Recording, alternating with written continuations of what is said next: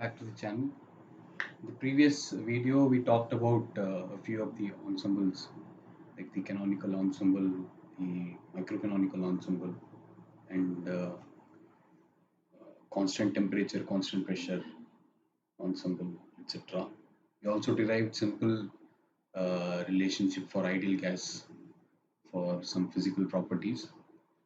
So today we'll continue the discussion on the basics of StatMech. So today we'll be talking about some statistical averages and how to compute them using StatMech.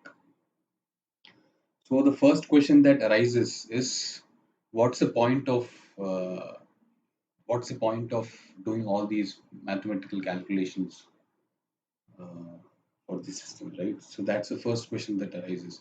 So when we typically do molecular dynamics or Monte Carlo simulation, what we do is we are trying to sample the phase space of the system. For example, if you want to run the simulation in a particular ensemble, we are what we do is we generate trajectories using some algorithm, which we'll be talking about later. So this trajectory basically gives us is just we are trying to sample the phase space of a particular ensemble.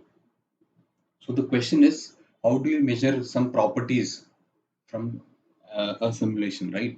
So if we are running a simulation, all we get from the simulation is a bunch of velocity and particle position for each of the particles in the system. So how do we how do we generate bulk properties? I mean, how do we measure the bulk properties of the system? So that's something that we are going to take a look at in this video. So first, let us take a look at temperature, and before that, we'll briefly talk about the equipartition theorem.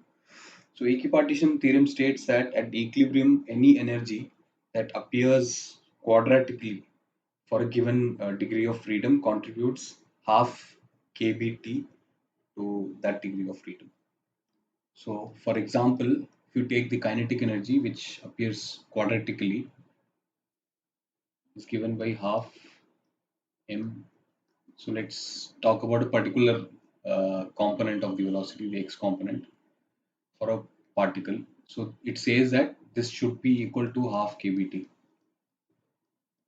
the average energy at equilibrium.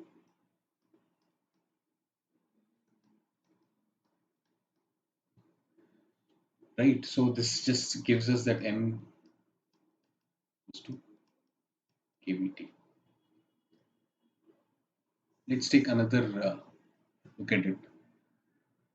So we know that the kinetic energy is given by half mvx square, right? Let's calculate what we get vx. So this is vx into half m 2 into vx. So this becomes mvx square. So this term is just this term, right? And this is equivalent to kBT. So we can say that vx into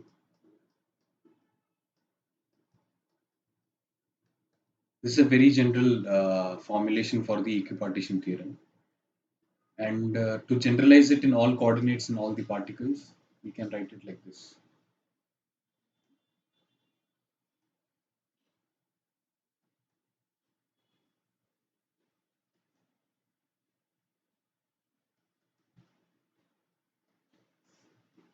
Where delta ij is equal to 1 if I equal to j equal to 0, I not equal to j. So delta ij is basically the Kronecker delta.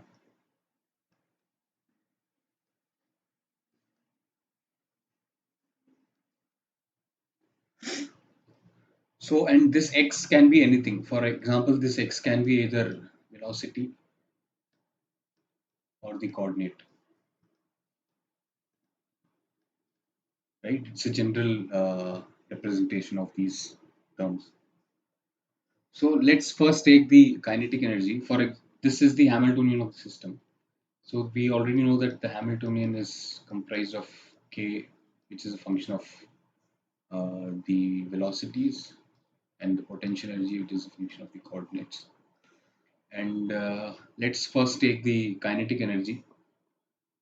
Let's do for a single particle and single component,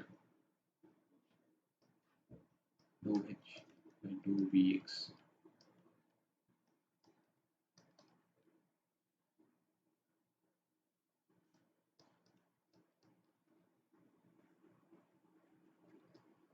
So since the Hamiltonian has kinetic and potential energy, and only the kinetic energy is the part of is dependent on the velocity, we can write it like this. Or let's say, since I am denoting velocity as v, let me write it as v.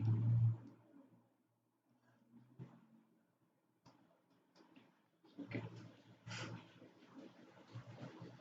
right. So this just gives us. So if you evaluate it, our kinetic energy is basically given by 2m. So this I is for the ith particle. For any particle, this is the kinetic energy. P is the momentum. Momentum, right? If we substitute, if we do the math here, what we'll get here is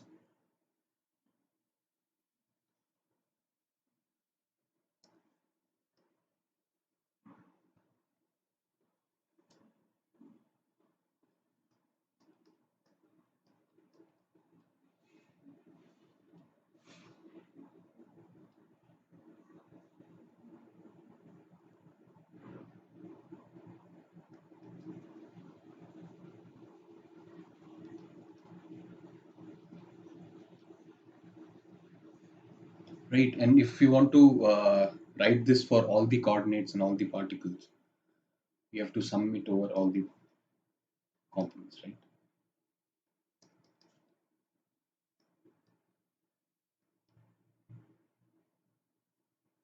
And this goes x, y, and z components.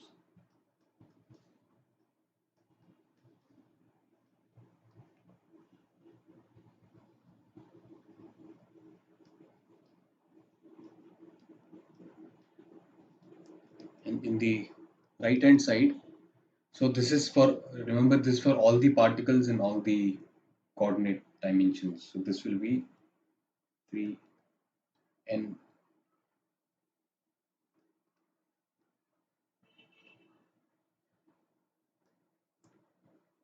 minus 3 kbt. So why do we have this 3n minus 3 kbt? Is because from the linear momentum conservation, we have summation of mv square equal to 0. Sorry, summation of mv equal to 0, conservation of linear momentum. So if you fix the velocities for all the particles, so then it will not be a conserve, the momentum will not be conserved. So if you fix the velocity for 3n minus 3 particle, 3 dimension, so what happens is, for the last particle, that is for the nth particle, the rest of the three components, that is x, y, and z components, velocity will be fixed, right? So this is the number of degrees of freedom for the system, so to speak. So this quantity is basically, two times the average, two times the kinetic energy, because we already know that kinetic energy is given by p square by 2n. So this factor of 2 comes here, and this is equal to 3n minus 3 times kVt.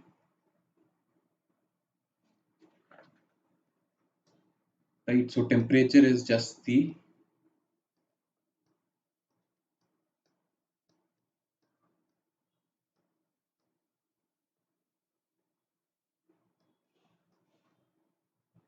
so this is how a temperature is calculated from a particular simulation. So what is typically done is we calculate the average kinetic energy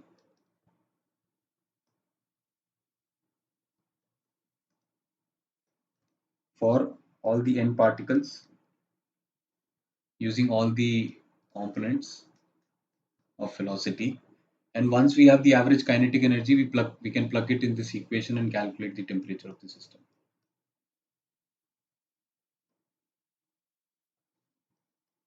So this is how we calculate temperature. In the next video, we'll talk about calculating pressure. Thank you for watching this video. Subscribe to this channel and press the bell icon for instant updates.